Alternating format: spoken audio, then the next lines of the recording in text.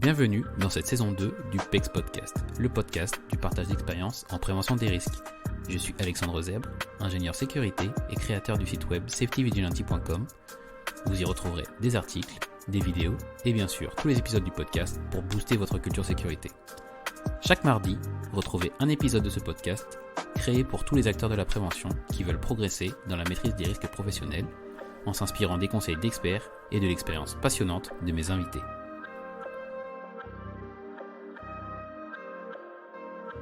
Vous écoutez le 50e épisode du PEX Podcast. 50 épisodes, ça paraît fou et pourtant c'est le cas. J'ai toujours autant de plaisir à produire ce podcast et je me dis que ce n'est que le début. J'ai hâte d'accueillir de nombreux autres experts de la prévention et pour cela, je vous prépare actuellement la saison 3 du podcast. Aujourd'hui, j'ai le plaisir d'accueillir Sébastien Bruyère qui est ergonome du travail et surtout qui a coécrit un roman sur la prévention des risques qui s'intitule À l'intérieur. Mais alors pourquoi ce format pour un sujet comme la sécurité au travail et surtout en quoi cette façon originale de traiter le sujet est efficace? Les réponses de Sébastien Bruyère dans cet épisode. Bonne écoute. Bonjour Sébastien Bruyère, bienvenue dans le podcast. Bonjour, merci de m'accueillir. Très heureux de vous accueillir du coup en ce début d'été pour un épisode en plus sur un livre qui va peut-être accompagner les préventeurs et aussi très heureux de vous accueillir pour ce 50e épisode du PEX Podcast. Donc, ça me fait très plaisir que vous ayez accepté. C'est super, moi ça me fait plaisir d'être présent et de participer à ce mouvement de prévention. Eh bien, pour commencer, est-ce que vous pourrez justement vous présenter, nous dire un peu qui vous êtes et ce que vous faites? Donc moi, je suis ergonome de formation et je suis au Canada, même si j'ai été formé à l'ergonomie en France. Je suis également docteur en relations industrielles, qui est un petit peu, comment je dirais ça, c'est un petit peu l'équivalent de la gestion des ressources humaines. C'est quelque chose qui est très anglophone comme approche, mais en tout cas, peu importe.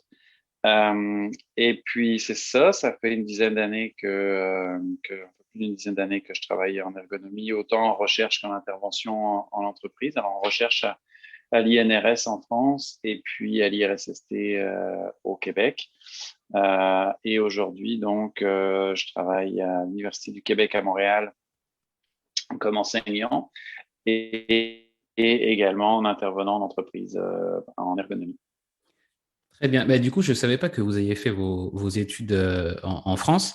Et souvent, en France, on a l'image que ce soit en Belgique, au Québec, vous êtes plus en avant sur les sujets de prévention. Est-ce que vous, du coup, vous avez eu la vision des deux pays? Est-ce que vous avez cette image-là ou c'est simplement que c'est différent et qu'il y a des différences culturelles? Alors, c'est sûr que c'est différent. Il y a des différences culturelles, des différences législatives aussi qui sont assez marquées. Mais globalement, non. En tout cas, je peux pas me prononcer pour les autres pays, mais pour ce qui concerne le Canada, c'est pas du tout en avance par rapport à la France. On est plutôt sur. Alors, il ne faut pas non plus faire l'amalgame de tout le Canada parce qu'en sécurité sont provinciales. Donc, moi, je peux juste parler pour le Québec. Et en ce qui concerne le Québec, on est plutôt sur quelque chose qui est très en retard par rapport à la France.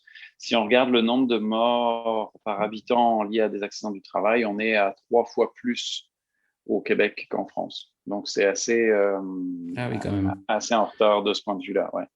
Mais c'est sûr que c'est difficile après de prendre des chiffres et de dire c'est toutes choses égales par ailleurs parce que c'est pas les mêmes métiers, c'est pas le même environnement, etc. Mais globalement, c'est quand même assez significatif à mon avis. Ouais, effectivement, c'est vrai que je n'avais pas du tout connaissance de cette différence aussi importante, mais c'est vrai que, comme vous le dites, c'est important de comparer des choses qui sont comparables et c'est toujours délicat entre deux pays, entre deux activités. Sur les accidents, sur les accidents, c'est complètement difficile parce qu'il faudrait regarder ce qui est reconnu par les assureurs publics. Et puis, donc c'est pour ça que je regarde les morts, mais même les morts reconnus, dans le sens où ici, il peut y avoir des fois des métiers qui peuvent être plus difficiles. Je pense à tout ce qui est la foresterie. Le tissu économique n'est pas le même du tout, donc c'est vraiment difficile de comparer les deux choses. Mais en tout cas, c'est quand même assez significatif. Puis pour avoir vu des milieux de travail des deux bords, il y a quand même des différences assez significatives parce qu'il y a peu d'obligations légales ici pour les employeurs versus ce qu'on peut avoir en Europe. Et il n'y a pas eu tant que ça une culture de la prévention qui est aussi avancée que ce qu'on peut avoir en Europe. Il n'y a pas l'équivalent de l'INRS ici. L'IRSST ne joue pas le même rôle que l'INRS en France ou que les ANACT, par exemple. Il n'y a pas du tout l'équivalent. Donc, ça crée un décalage quand même assez important. Ah, mais intéressant comme éclairage parce que, comme je vous disais, c'est vraiment pas l'image qu'on en C'est pas a l'image qu'on a. Ouais, je sais. côté France, Je comme sais. quoi. Et du coup, alors, C'est encore, ouais. si on restait là-dessus, c'est encore pire du côté ergonomique parce que l'image qu'on a de l'ergonomie qui se passe au Québec, ça serait comme quelque chose de vraiment super intéressant. Moi, je me souviens, il y a plus de 10 ans, avant que je vienne au Québec, mes enseignants, ils disaient, ah, si vous allez au Québec, vous allez voir, il se passe des trucs, c'est super intéressant ce qui s'y passe en termes de recherche, en termes d'action. Et en fait, non, c'est pas le cas du tout. C'est nul à chier par rapport à ce qui. J'exagère en disant c'est nul à chier, mais c'est pas de très bon niveau en fait, parce que il y a pas beaucoup de chercheurs, dans le sens où il y a pas beaucoup de chercheurs. Les chercheurs qu'il y a, ils sont de très bon niveau évidemment, mais ils sont très peu nombreux et ils sont également. Il y a beaucoup d'actions politiques qui seront contre eux pour limiter leur parole et leur action. Fait que c'est pas aussi il n'y a pas autant de possibilités qu'il peut y avoir en France, avec notamment le soutien qu'il peut y avoir avec l'ANACT, avec ce genre de choses-là. Ok. Soutien parfois de certains syndicats, etc. Ici, il n'y a pas ça du tout. D'accord. Mais comme quoi, comme je disais, assez intéressant d'avoir enfin ce point de vue, alors qu'on a pas mal d'idées préconçues finalement. Et du coup, dans votre activité, alors donc vous êtes ergonome, quelle vision vous arrivez à mettre en place et du coup, quelle est la vision que vous avez de la prévention et laquelle vous essayez de mettre en place dans vos actions auprès des entreprises? C'est sûr que c'est ici, on est sur quelque chose qu'on essaie d'avoir assez basique, d'avoir quelque chose qui est vraiment sur le fait d'éliminer les dangers à la source. Je dirais, on reste sur des éléments qui sont extrêmement simples sur ce qui est de la prévention de manière générale. Et pour moi, c'est souvent plus centré sur la prévention des troubles musculo-squelettiques, évidemment. Mais on reste sur des choses extrêmement simples. On n'est pas sur des interventions complexes comme on peut voir en Europe, justement, où on va se poser la question sur les organisations capacitantes, etc.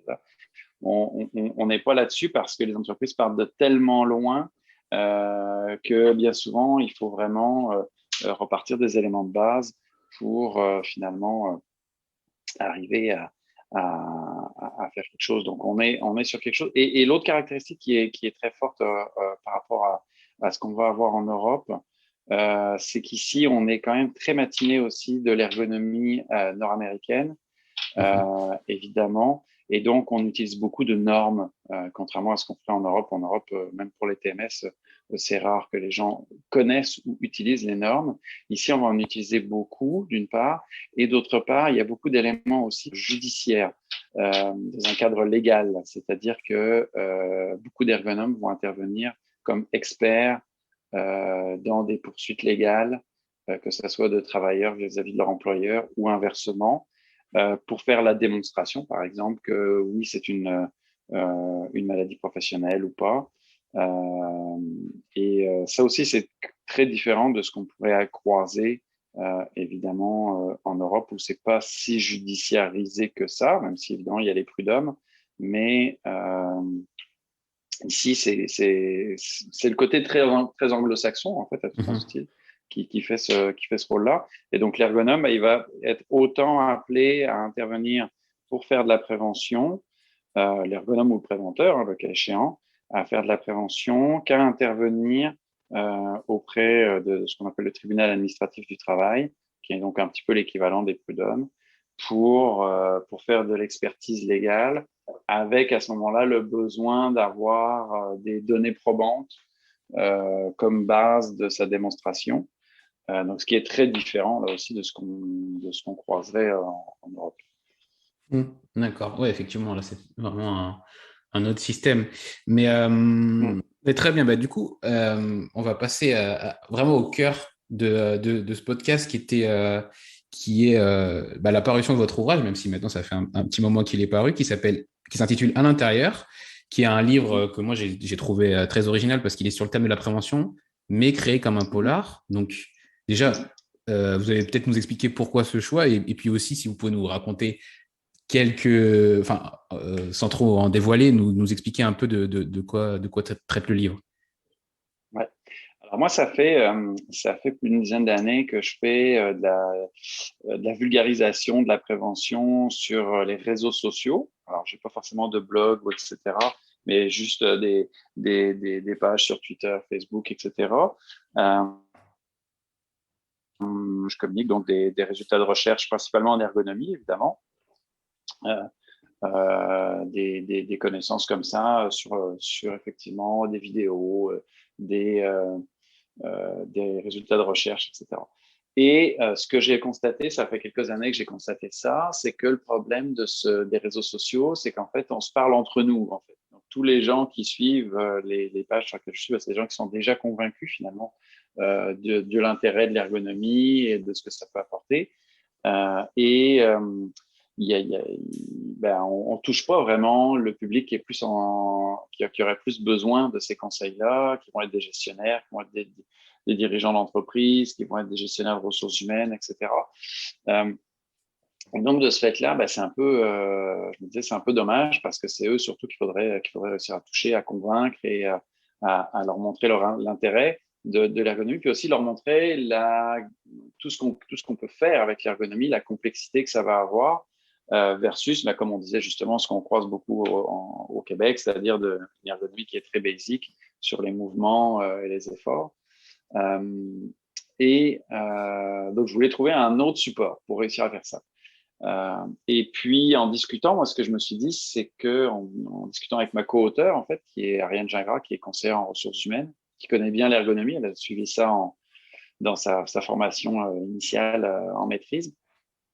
Et c'est de dire, l'ergonomie, finalement, ça fonctionne un peu comme une enquête. On cherche les causes du problème qu'on cherche à résoudre, que ce soit des troubles musculo-squelettiques, que ce soit un problème de qualité, que ce soit peu importe.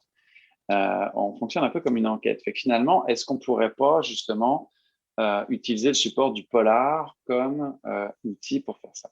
Puis à ce moment-là, ce qu'elle m'a fait découvrir, c'est une auteure américaine qui s'appelle Katie Rich, qui est très connue en fait au Québec parce que bien qu'elle soit une auteure américaine, ses romans ils se passent à Montréal.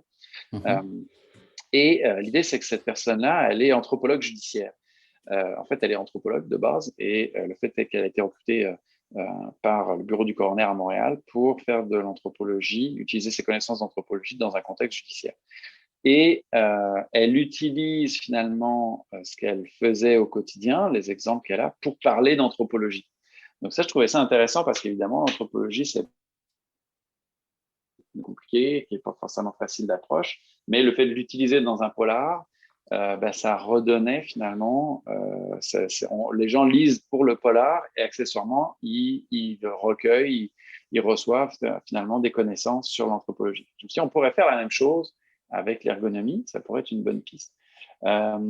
Puis c'est comme ça, donc j'avais aussi d'autres auteurs. Il y a un auteur de Hong Kong qui s'appelle Nouri Vitachi, qui lui fait un peu la même chose avec le Feng Shui. Alors lui, ça donne un côté encore plus drôle parce qu'évidemment, le Feng Shui, ça n'a pas du tout une démarche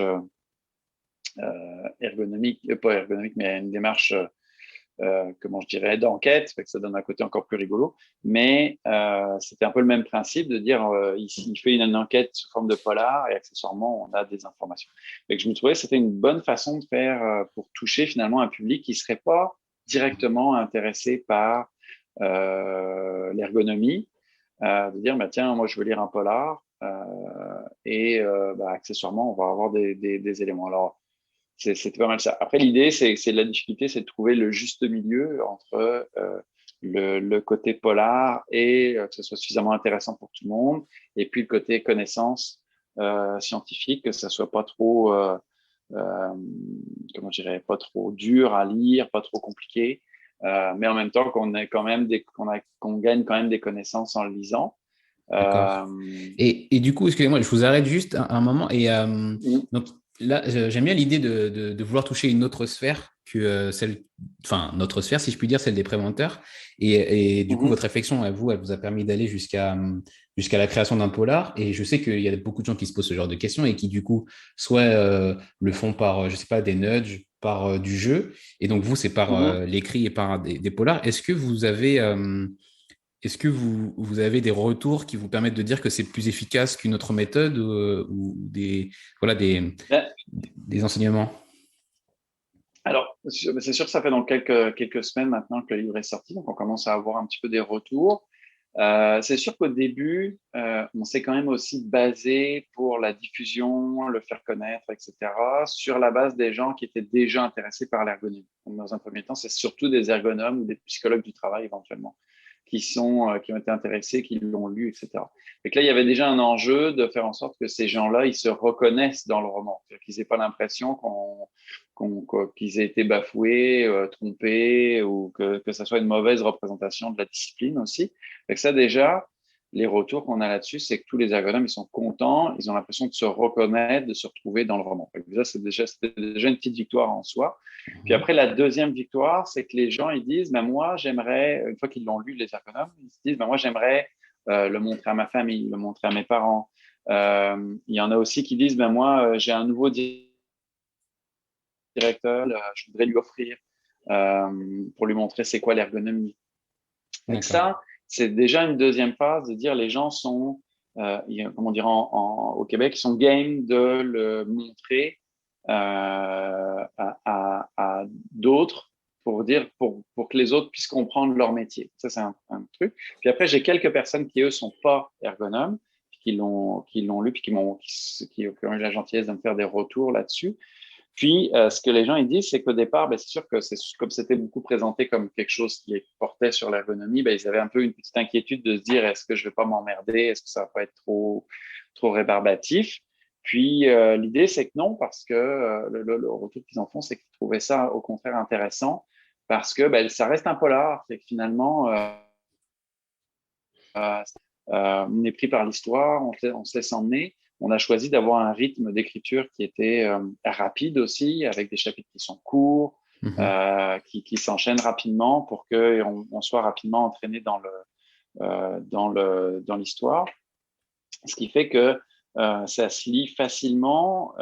Puis c'est pas un roman, parce que des fois aussi, il y a des romans où c'est très de la littérature avec des belles phrases, des machins. Non, on l'a voulu vraiment que ça soit conçu pour être facile à lire, accessible à tous. Fait que ça se lit vraiment super rapidement. Il n'y a pas tant de phrases compliquées, l'histoire n'est pas alambiquée, etc. C'est vraiment c'est du petit roman d'été comme on lirait à la plage ou etc. pour se détendre. Ça se ressemble beaucoup à ça. C'est Et, aussi beaucoup inspiré parce que faisait justement Cathy Rich, où c'était le même principe, c'est-à-dire qu'elle faisait des romans qui étaient très faciles à lire, très simples finalement dans l'écriture. et justement, sans trop en dévoiler, sans trop dévoiler l'intrigue, est-ce que vous pourriez nous dire rapidement de quoi traite le livre? Ouais. Alors l'idée un petit peu donc c'est on a une ergonome qui est appelée par une entreprise qui est une biscuiterie qui veut la faire intervenir pour revoir en fait l'équivalent de son document unique si on parlait en termes Français. franco-français. Mhm. Et le, le, L'idée, bah, c'est elle va sur place, puis au début, elle n'a pas forcément tant d'informations que ça sur l'entreprise, et qu'elle va découvrir finalement l'entreprise petit à petit. Puis, parmi les éléments qu'elle va découvrir et que le lecteur découvre très vite, c'est qu'effectivement, il y a eu un accident du travail quelques semaines avant qu'elle soit appelée, qui a été mortel. Et c'est un petit peu ça qui a créé le déclencheur dans l'entreprise, de se dire qu'il faudrait faire quelque chose au point de vue de la prévention. Mais en même temps, il y a d'autres problèmes qui sont présents en termes de troubles musculo-squelettiques, en termes de qualité, il y a plusieurs problèmes qui se cumulent. Et l'idée, bah, c'est qu'il va falloir qu'elle comprenne un petit peu qu'est-ce qui est en train de se passer Et ce qu'on comprend rapidement au premier chapitre de l'ouvrage, c'est qu'effectivement, l'accident du travail n'en est pas tout à fait un. C'est pas impossible que ce soit un meurtre.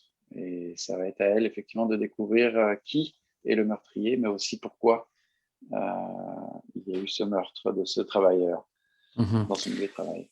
Très bien. Et du coup, bon, alors là, vous en avez pas trop dit, je pense, juste assez pour donner l'intérêt de lire le livre. Et moi, j'ai toujours, enfin, j'avais cette question initialement en préparation, c'est quelle est la part du coup de réel et quelle est la part de fiction dans l'ouvrage? Est-ce que, parce qu'il y a la partie sur le meurtre, bon, je pense qu'on peut l'écarter, mais est-ce que tout est inventé de la même manière ou est-ce que forcément, ou est-ce que vous êtes vraiment parti d'un cas que vous avez traité?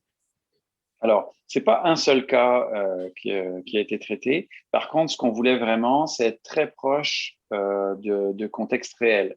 Donc, tout ce qu'on voit en fait dans l'entreprise, mis à part le fait que ce soit un meurtre, on est sur des échanges qui sont réels, réalistes, qui ont déjà eu lieu, etc. Que ce soit des choses que j'ai vécues, que ce soit des choses que des ergonomes m'ont rapportées également. On est toujours sur des éléments réels. C'est aussi certainement pour ça que les gens se reconnaissent beaucoup parce que ils vont croiser des gens qui vont avoir les mêmes comportements, etc. Même si des fois, j'ai des personnages que j'ai fait exprès d'être un petit peu caricaturaux, évidemment, Mhm. intéressant, mais c'est quand même très proche de la réalité. Puis on voit, par rapport à ce qu'on peut voir, par exemple, dans des livres de conseils en prévention, dans lesquels c'est souvent très linéaire, faites ci, faites ça, faites ci, faites ça. On voit finalement l'intervenante qui a des difficultés, se pose des questions, ne sait pas où elle s'en va, elle fait des allers et des retours, etc. Parce que c'est pas si simple de comprendre la situation dans laquelle elle est. Etc. Et alors, si on reprend un peu les éléments, donc la plupart, comme je disais, sont des faits réels vus en entreprise, et même ce qui est l'accident de travail qu'on a, qui sert finalement de meurtre, j'ai cherché en fait un accident, un vrai accident qui puisse être un meurtre. Alors, c'est pas un accident que j'ai vu ou que j'ai vécu, mais c'est l'équivalent des CARSAT. Ici en France, ils ont un centre de documentation dans lequel, chaque fois qu'il y a un décès, il y a d'un travailleur, il y a un inspecteur qui va sur place faire une enquête. Et à chaque enquête, le rapport est public. Donc, on a vraiment le détail de l'accident tel qu'il a eu lieu avec des photos, de l'explication du déroulé, etc. Et donc, j'ai fouillé dans cette base de données pour trouver quelque chose que je puisse relier les uns aux autres. C'est-à-dire que mon objectif, c'était, quand on construit l'histoire, c'est vraiment d'avoir le point de chute final. Donc, dire c'est qui est le meurtrier, c'est quoi le mobile et comment a eu lieu le meurtre. Et après, on va construire toute l'histoire qui mène à ça. Et donc, il fallait effectivement être capable de combiner ces choses-là, trouver un mobile qui puisse se passer dans un milieu de travail dans lequel il y avait un accident réaliste qui aurait pu être un meurtre. Donc, il m'a fallu fouiller un petit peu cette base de données. Et c'est ça aussi qui donne finalement le fait qu'on a des situations de travail qui sont très documentées. Alors, peut-être parfois un peu plus que ce qu'on trouverait dans des romans traditionnels, mais c'était aussi l'idée de montrer le regard qu'aurait un ergonome sur une situation de travail dans lequel il va vraiment dans le détail de l'activité de travail et il va décrire finalement les outils avec précision, le matériel avec précision, Ouais. etc. Qu'est-ce qui est en Et, train de se passer? Et justement, vous Mm. avez dit que du coup, il y a des allers-retours entre ce qu'on croit avoir compris et ce qu'on doit vraiment comprendre.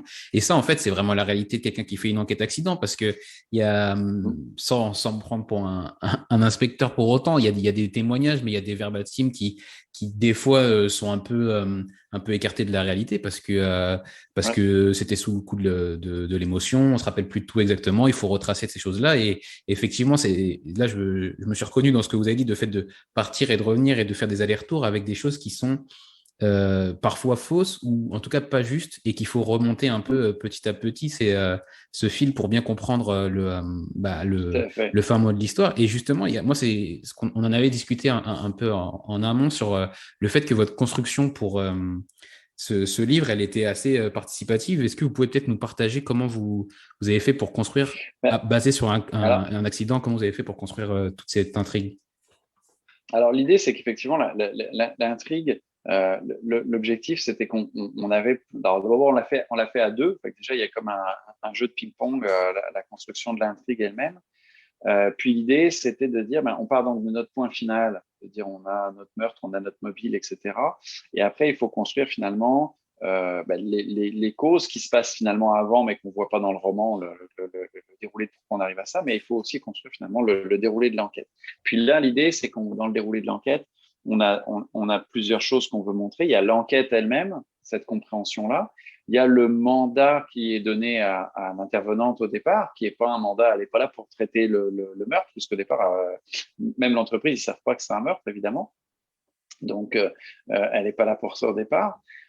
Et puis, il y a tout ce qu'on voulait montrer aussi, les connaissances qu'on voulait montrer, les enjeux qui se retrouvent en entreprise qu'on voulait montrer. Donc, on a remonté le fil comme ça à l'inverse et de débattre finalement à chaque fois, est-ce qu'on aborde ça ou est-ce qu'on l'aborde, etc. pour finalement faire finalement qu'il y a un synopsis en fait qui fait pratiquement 2 mètres de long parce qu'on l'a fait sur une feuille en long avec chaque chapitre, dire ok qu'est-ce qu'on va traiter comme élément sur chacun des chapitres. Puis une fois qu'on a posé ça, en fait, l'idée aussi qui fait des allers-retours, c'est que lorsqu'on va rédiger le chapitre lui-même, déjà on va se rendre compte, ok, est-ce que vraiment ce qu'on avait prévu qu'on va être capable de le traiter en entier, ou est-ce qu'on va faire peut-être 2 chapitres, ou est-ce que 2 chapitres vont être fusionnés? Et qu'en le faisant, après, on a déjà une deuxième évolution qui se fait. Puis après, on a une troisième évolution qu'on a fait, c'est que comme on voulait que ça soit intéressant pour des ergonomes, mais que ça soit aussi intéressant pour un public qui était non ergonome, on l'a fait lire aussi à différentes personnes pour avoir leur retour, dire OK, est-ce que c'est trop compliqué, est-ce que c'est pas trop compliqué, et donc de certains chapitres comme ça ont été changés en disant là, hop, c'est un peu redondant, ça fait un peu trop scolaire, et qu'on a eu comme ça des cycles de révision sur la façon dont on présentait les chapitres pour avoir quelque chose qui soit un peu plus fluide et qui s'adapte plus à un public varié finalement. Fait que ça, c'est toute la démarche un petit peu qu'on a fait. C'est quand même assez long à rédiger. Nous, ce qu'on avait estimé, c'est que ça prenait à peu près 3 mois à temps complet. Alors, on l'a pas fait à temps complet là parce qu'on est tous en train de travailler. Fait que ça s'est étalé sur plusieurs mois, mais en termes de nombre d'heures, ça faisait à peu près l'équivalent de 3 mois à temps complet. C'est quand même assez massif à réaliser. Ouais, j'imagine. Et justement, peut-être que vous attendez encore des retours sur votre ouvrage, mais moi, je me suis demandé, vu que c'était quelque chose, comme vous disiez, qui était un peu un livre d'été, qu'on peut consommer plutôt rapidement, est-ce que vous avez l'idée derrière de faire une série et je l'exprimerai comme ça, est-ce que Émilie sera l'héroïne de plusieurs ouvrages ou d'une saga? Alors, on l'a rédigé au départ en s'ouvrant la porte d'avoir la possibilité de le faire. Mhm. Quand on arrive à la fin du roman, on sent qu'il pourrait y avoir une suite. Euh, et on a un peu l'idée déjà de ce que pourrait être le deuxième tome sur ce contenu-là. Après, la difficulté, c'est qu'il y a un deuxième tome si l'accueil est intéressant, si les gens il y a de la demande dessus, et puis si on arrive à dégager du temps pour le faire. Parce que comme je disais, ça prend quand même assez longtemps. Mais c'est une possibilité, effectivement, que Émilie fasse d'autres interventions dans d'autres industries, parce qu'on a encore beaucoup d'autres choses à montrer. Là, on était dans une biscuiterie, donc un milieu industriel, on était sur des trucs musculo-squelettiques, mais il y a beaucoup d'autres thématiques qu'on Mhm. pourrait aborder. Ça pourrait être dans le secteur des services, ça pourrait être, il y a tellement de milieux de travail qui sont intéressants à aller voir, à montrer que les gens côtoient ou utilisent ces services-là, mais ne savent pas forcément comment ça marche, que ça peut être intéressant d'aller leur montrer. Euh, et, euh, et beaucoup de causes aussi qui sont pas forcément des meurtres, mais ça pourrait être aussi d'autres thématiques qui peuvent fonctionner sous forme de polar, ça peut être des Mhm. vols, ça peut être il y a beaucoup d'autres choses et puis beaucoup d'autres choses à montrer. Là, on était sur les TMS comme je disais ou des accidents, mais on pourrait regarder d'autres types de maladies professionnelles, on pourrait regarder également d'autres enjeux industriels aussi qui pourraient être des enjeux de qualité, qui pourrait être des enjeux de sécurité industrielle, il pourrait y avoir plein d'autres thématiques à aborder.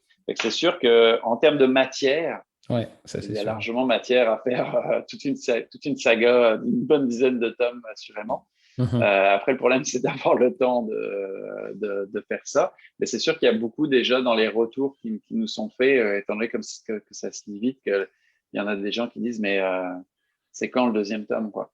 Ah, bah c'est déjà super. Ça veut dire que déjà la porte est ouverte de ce que je comprends, mais en plus, si vous avez déjà ce genre de retour de fidèles, même de premiers fidèles lecteurs, c'est qu'il y a une attente. Mm. Donc, c'est quand même très positif. Ouais, de ce point de vue-là, ouais. D'accord. Donc, j'en retiens que la porte est ouverte et que peut-être que chaque été, Peut-être qu'on si l'a. vous trouvez le temps, on retrouvera une enquête de ce Émilie à type-là. chaque été, ouais, exactement. Exactement. Très bien. Et du coup, j'ai une question qui me vient souvent pendant les podcasts, c'est lié à la communication en prévention des risques. Et là, du coup, dans la démarche que vous avez eue pour la construction de votre livre et du coup sa rédaction, vous avez impliqué beaucoup de gens très tôt. Est-ce que c'est quelque chose que vous faites également dans vos démarches liées à la prévention des risques ou vous êtes appliqué à ça juste Alors, dans le cadre du polar? non, c'est vrai que ça, c'est assez fréquent quand on va utiliser en ergonomie d'avoir le maximum de personnes qui vont être présentes dans la dynamique, notamment bah, si on veut pérenniser les résultats, parce que le défaut qu'on a souvent dans l'approche en ergonomie, c'est qu'on va nous demander des recommandations. On ne nous demande pas toujours de faire l'accompagnement après derrière pour mettre en place les transformations. Et le défaut, c'est que ce qui se passe souvent, c'est que les rapports, si on n'implique pas beaucoup de personnes, les rapports, ils finissent par servir pour caler des armoires et pas forcément pour mettre en place les recommandations. Donc l'idée un petit peu en mouillant un maximum de personnes dans les projets, ben, c'est qu'on arrive des fois à trouver des personnes qui vont être porteurs de après, parce que les recommandations, ils vont en être aussi source, c'est-à-dire c'est eux qui vont avoir proposé ou qui vont avoir réfléchi. Et une fois qu'ils ont intériorisé en quelque sorte les recommandations qu'on fait, bien, ils en deviennent les porte-parole dans l'entreprise, même si on n'est pas là pour les accompagner. Donc très souvent, on va avoir ces recours-là en interne. Puis ça joue aussi lorsqu'on a la possibilité d'avoir des interventions qui sont suffisamment complexes, suffisamment de longue durée,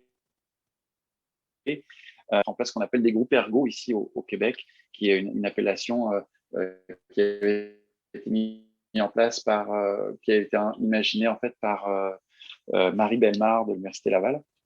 Et l'idée, c'est que on forme quelques personnes, que ce soit des travailleurs, des gestionnaires, etc., à des éléments de base de l'intervention en ergonomie, de l'analyse ergonomique, de manière à ce que dans l'entreprise, il reste, même quand l'ergonome est plus là, il reste une part de compétence de l'ergonome pour traiter d'autres problèmes. Alors, on s'entend des problèmes mineurs, là, pas forcément des problèmes très complexes, mais ça permet de pérenniser, d'avoir une approche de santé plus durable dans l'entreprise, du fait d'avoir finalement sensibilisé, informé ou formé un petit groupe de personnes sur ces problématiques-là. Ils sont capables finalement d'avoir quelques éléments de base en termes d'analyse et c'est vraiment intéressant. C'est quand même une pratique assez fréquente en intervention. Donc, c'est certainement pour ça aussi que ça nous est venu aussi quand on l'a fait pour le livre. D'accord, très bien. Et bah, il y a une question qui me vient parce que je pense qu'il y a quand même un degré d'implication et même, je dirais, de passion pour écrire un livre sur sa fonction. Donc, peut-être que vous pouvez nous partager ce que vous appréciez le plus dans votre mission et dans ce que vous accomplissez bah, tous les jours. Moi, ce que j'aime vraiment dans l'ergonomie, c'est le fait qu'on va croiser vraiment des milieux de travail différents à chaque jour. L'idée, c'est que moi, comme je disais déjà, j'ai deux emplois en même temps, puisque je travaille pour l'université et comme intervenant. Donc déjà, c'est déjà deux volets que j'aime combiner, d'être en intervention en entreprise et en enseignement. Et à travers ces deux volets-là, ben, je croise vraiment énormément de milieux de travail, énormément d'entreprises. Les étudiants ici, j'ai beaucoup d'étudiants qui sont soit en formation initiale, mais j'ai aussi beaucoup d'étudiants qui sont en formation continue, donc qui sont déjà en entreprise. Donc souvent, ils arrivent avec des problèmes de santé et sécurité liés à leur entreprise. Et puis, dans ce qui concerne les interventions, moi, j'interviens dans 2 à 3 entreprises par semaine et qui sont dans des milieux de travail vraiment complètement différents de l'une à l'autre. Et outre le fait que le poste peut-être différent, même s'il y en a qui reviennent, on s'entend, des aides-soignantes ou des éducatrices, j'en vois à peu près par paquet de 12 chaque année. Mais il y a aussi beaucoup de métiers qui vont être différents.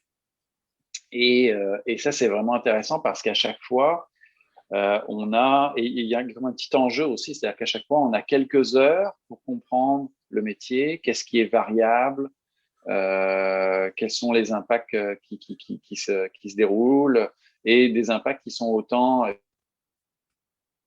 ciblés au départ parce que justement, on reste pas forcément un grand nombre d'heures sur chacun des postes. Donc, j'arrive pour régler un problème précis, mais il faut avoir des questions vraiment très réactives pour être capable de cibler très rapidement c'est quoi qui fait varier notre affaire pour être capable d'avoir les bonnes informations dans le milieu. Fait que ça, c'est vraiment ce qui est agréable de ce point de vue-là sur le métier, de rencontrer vraiment des gens très différents d'une fois à l'autre, avec des enjeux qui sont différents. Puis ce qui est aussi plaisant, c'est que quand on réussit une action, puis qu'on voit qu'il y a des améliorations dans la situation de travail et qu'on arrive avec des conditions de travail qui sont améliorées. Ou je travaille aussi beaucoup avec des travailleurs qui sont avec des lésions et qui retournent au travail. Donc, quand on réussit à un retour au travail, à réintégrer le travailleur dans son emploi d'origine malgré ses limitations, là aussi, c'est une victoire intéressante. Fait que ça fait aussi des éléments qui font plaisir de ce point de vue-là. Ok, très bien. On va passer à une partie outils et références pour que vous nous partagiez un peu ce qui sont vos sources et ce qui vous intéresse en ce moment. Est-ce que vous avez justement des sites web, des livres, bien sûr, que vous pourriez recommander aux auditeurs?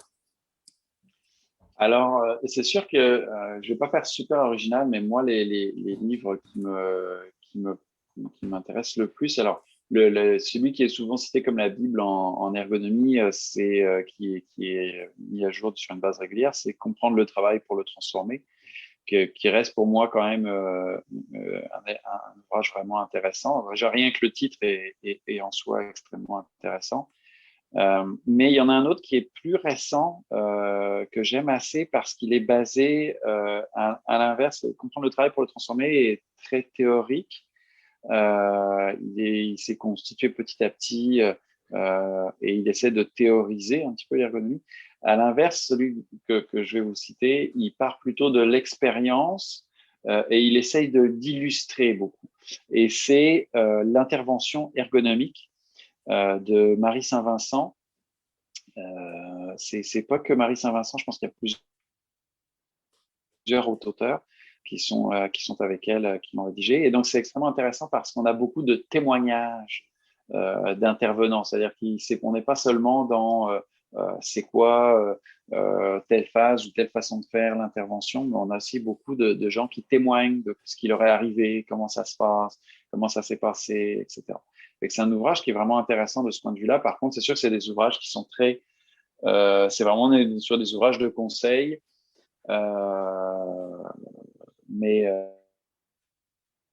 je dirais, tiens, l'ergonomie, ça a l'air intéressant. Qu'est-ce que je pourrais lire pour avoir des données intéressantes? Ces 2 ouvrages-là, pour moi, c'est vraiment la base, la Bible qu'on peut utiliser pour découvrir cette discipline-là. Ok, donc comprendre le travail pour le transformer et l'intervention ergonomique. Je mettrai les liens en description de l'épisode. Et également, est-ce que tout à l'heure vous avez parlé du fait que vous voyez souvent les mêmes types de personnes dans votre fonction d'ergonome. Est-ce que malgré tout, quand il y a des choses qui sont assez similaires, vous arrivez à garder justement une place pour l'innovation, et est-ce que vous avez ce type d'innovation peut-être à nous partager? Alors, c'est sûr que il y a beaucoup en fait, l'idée, c'est que même si on croise beaucoup de fois le même milieu, il y a beaucoup de problématiques qu'on n'arrive pas à régler à 100%. L'idée, c'est qu'on est toujours, là-dessus, je vais certainement rien t'apprendre. Quand on est en santé sécurité, on est beaucoup dans le compromis. Et donc, à chaque fois, le compromis, il peut être différent d'un milieu de travail à un autre. Et puis, selon les innovations qu'on va avoir, innovations techniques notamment, ça se peut qu'on puisse trouver des nouveaux compromis qui vont être plus intéressants. Donc, on est toujours, même si on est parfois dans des milieux similaires, on va toujours se reposer la même question de dire, OK, la dernière fois, j'avais fait ça. Est-ce qu'il y a des nouveaux outils, nouveaux gadgets qui vont me permettre finalement de dépasser, de trouver une solution face à tel ou tel problème? Fait que ça, on reste tout le temps dans l'apprentissage. Puis après, ce qu'il y a, c'est que même si on est dans les mêmes milieux, ou qui se ressemblent parfois, ce qu'il y a aussi, c'est que, comment je dirais ça, on va avoir les milieux, c'est des milieux vivants. Donc, dans le temps, il y a des innovations, que ce soit aussi organisationnel, il y a des effets de mode sur ces choses-là qui apparaissent, qui n'existaient pas avant et qu'on se retrouve, qui peuvent être parfois bonnes, mais parfois mauvaises aussi. Donc, des fois, on se retrouve avec des milieux de travail qui mettent en place un certain nombre d'innovations parce que ça règle leurs problèmes, certains problèmes industriels, mais ça en engendre d'autres au niveau organisationnel. Par exemple, ça fait quand même plusieurs années qu'on croit ça au Québec, mais c'est de plus en plus fort. On a des milieux de travail qui, de plus en plus, recherchent de la flexibilité pour s'assurer de varier dans leurs produits, leur gamme, s'adapter au volume, etc. Ils mettent de plus en plus en place de la polyvalence parmi les travailleurs. Sauf que, évidemment, si on met en place de la polyvalence, ça vient compliquer, par exemple, le retour au travail de travailleurs, parce qu'avant, on évaluait un poste, puis on adaptait ce poste-là pour notre travailleur qui avait des limitations. Sauf que s'il doit nécessairement être polyvalent, ça veut dire qu'on va peut-être adapter 3, 4, 5 postes. Ah oui. Et donc, ça vient compliquer le retour au travail de ce point de vue-là. Et donc, on peut revenir dans une même usine et dire, non, maintenant, on est polyvalent. Là, finalement, le travail qui avant prenait quelques heures seulement pour adapter le poste de travail, là, ça devient un enjeu phénoménal parce qu'on va y passer un temps fou à analyser plusieurs postes. Puis ça veut dire aussi qu'ils vont être plusieurs travailleurs à utiliser le même poste. Donc, il ne faut pas que les adaptations ne soient pas utilisables par les autres non plus. Fait que des fois, ça devient un enjeu complètement différent.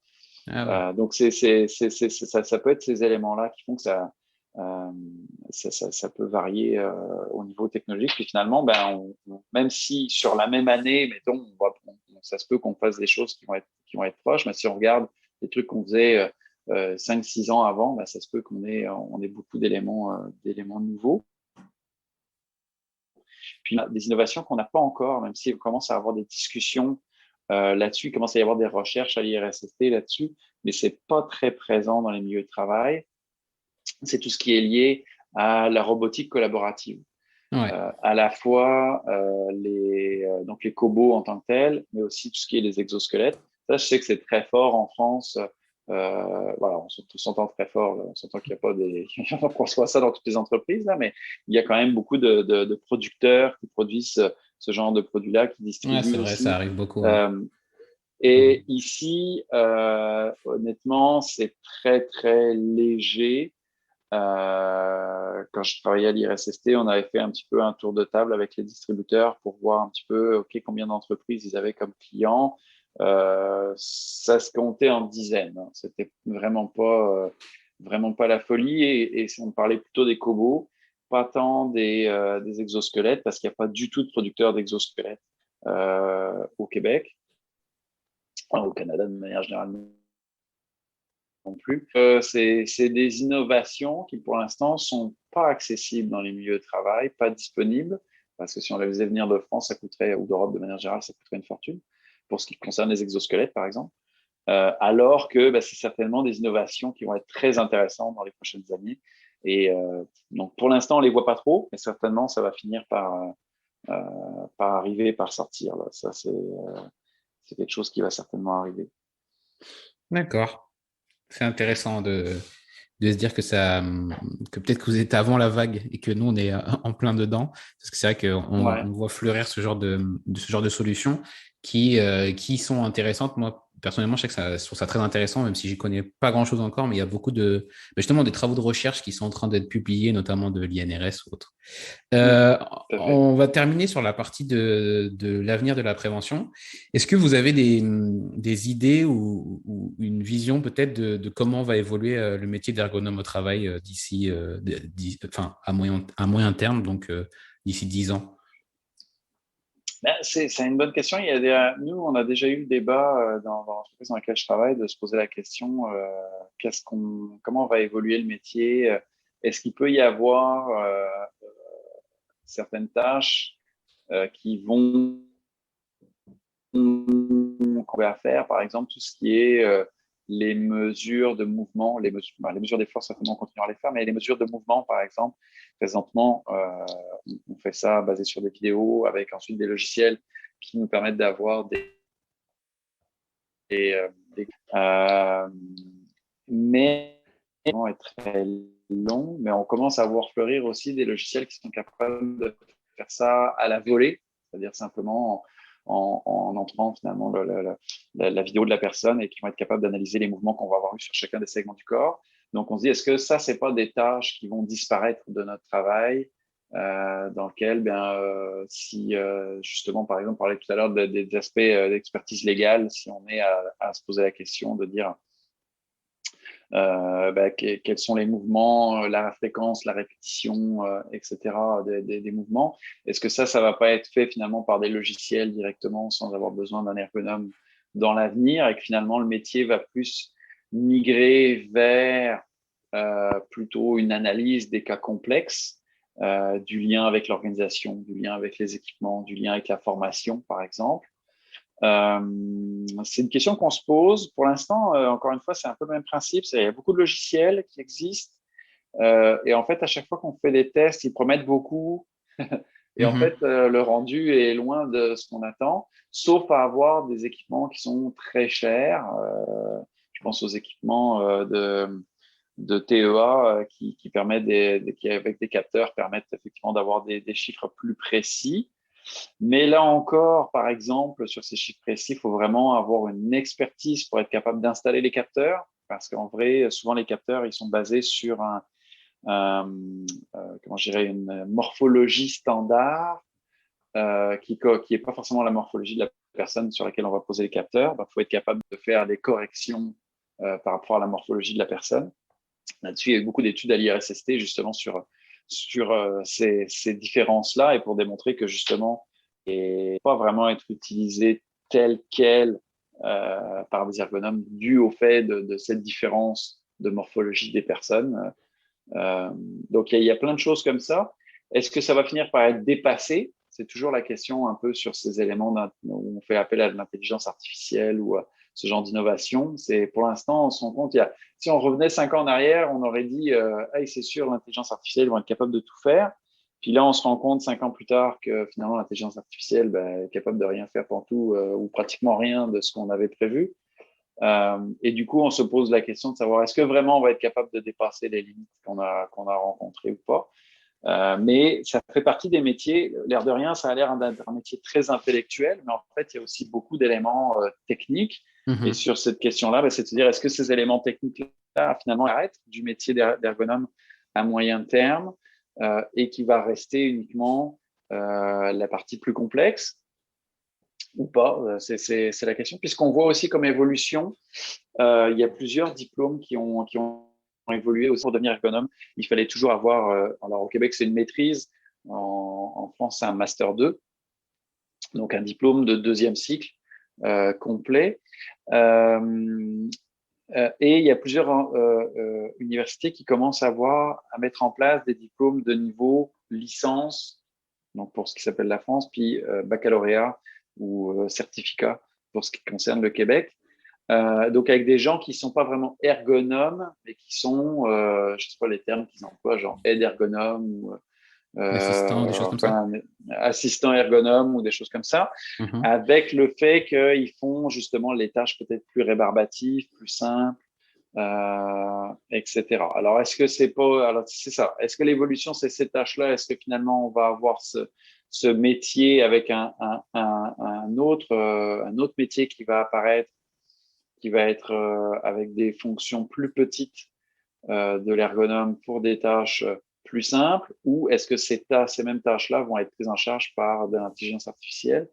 On ne sait pas, c'est difficile à se projeter de ce point de vue-là, d'autant qu'ici au Québec, on a une toute petite cohorte d'ergonomes, il n'y a pas tant d'ergonomes que ça pour ceux qui interviennent en entreprise, donc c'est difficile de se dire comment l'industrie va évoluer. L'une des questions, par exemple, au Québec, c'est que si on compare à la France, en France, jusqu'aux années 80-90, les ergonomes travaillaient beaucoup tout seuls.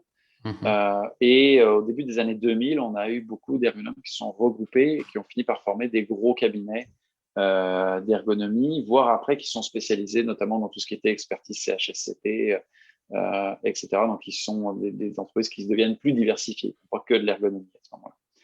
Et donc, ça devient, il y a des grosses machines d'ergonomie. Et au Québec, il n'y a pas eu ce phénomène-là dans les années 2000, ce qui fait que c'est toujours beaucoup des ergonomes tout seuls. On a quelques entreprises qui commencent à émerger avec des regroupements. Alors, c'est aussi savoir, est-ce qu'on va suivre le même chemin que la France avec finalement des entreprises qui vont devenir des grosses compagnies d'ergonomie ou pas. Pour l'instant, c'est sûr que l'une des difficultés aussi, c'est qu'il n'y a pas l'équivalent de l'expertise CHSCT qui existe dans les dispositifs légaux. Donc, alors que ça avait permis évidemment une introduction de préventionnistes, etc., dans les milieux de travail pour intervenir. Mais on a aussi beaucoup de discussions sur les aspects légaux, un petit peu comme en France en ce moment, de revoir la loi sur la santé et sécurité au travail. Avec la difficulté, c'est que elle n'a pas été transformée ici au Québec depuis 1979, en bonne partie parce que patronat et syndicats n'arrivent pas à se mettre d'accord. Et les propositions qui ont été faites il y a plus de 2 ans maintenant ne trouvent toujours pas preneur vraiment. Donc, est-ce que vraiment on va avoir des transformations qui vont avoir lieu ou est-ce qu'on va avoir des élections avant et que ça va encore être remis à la prochaine fois? On ne sait pas non plus. Mais c'est ça. On ne sait pas forcément à quelle sauce on va être mangé à court, moyen ou long terme. D'accord. Donc, ça reste quand même assez… vous avez dessiné des possibilités, mais ça reste encore indécis. Il n'y a pas de choses qui se précisent. Qui se dessinent clairement. Voilà, c'est pas assez clair. Ok, très bien. Ouais. Et enfin, pour terminer, la question que je pose à tous mes invités, quel conseil vous auriez pour le jeune Sébastien qui débutait dans le domaine de la prévention des risques?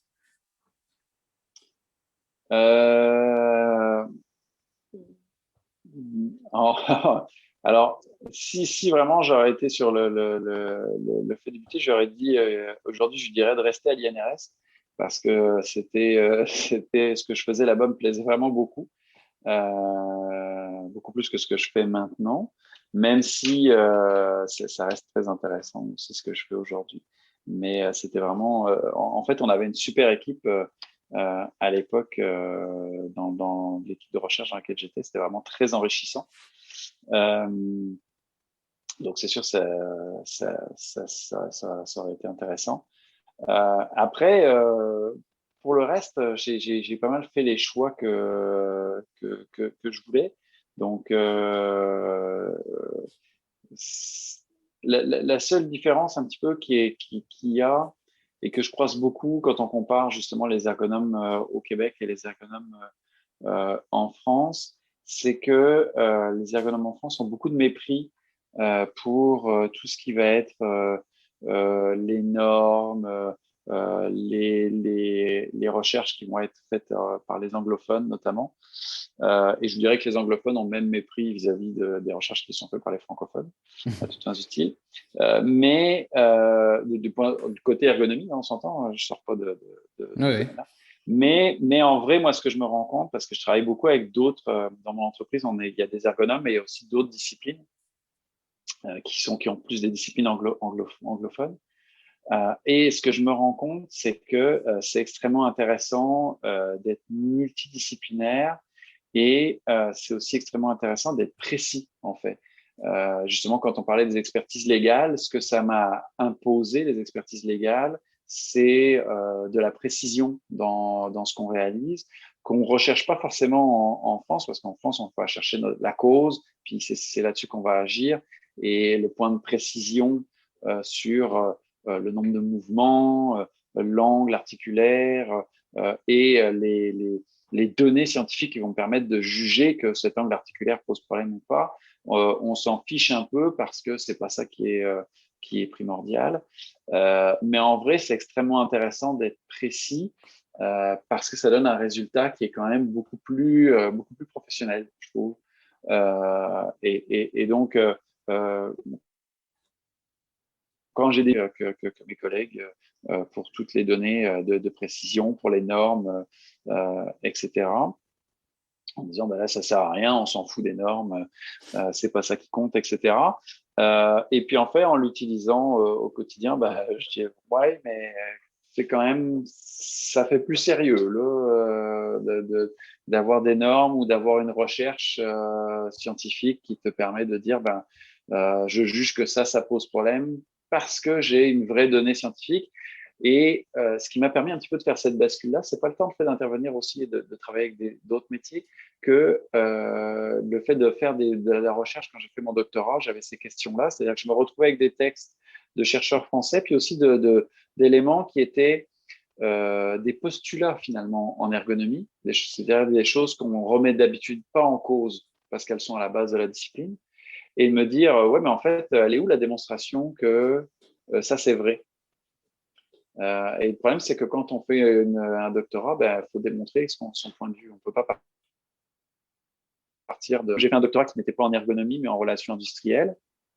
Quand j'amenais des choses d'ergonomie, les gens disaient oui, tu dis ça, mais d'où ça vient? moi, j'ai pas de preuve moi, de ça.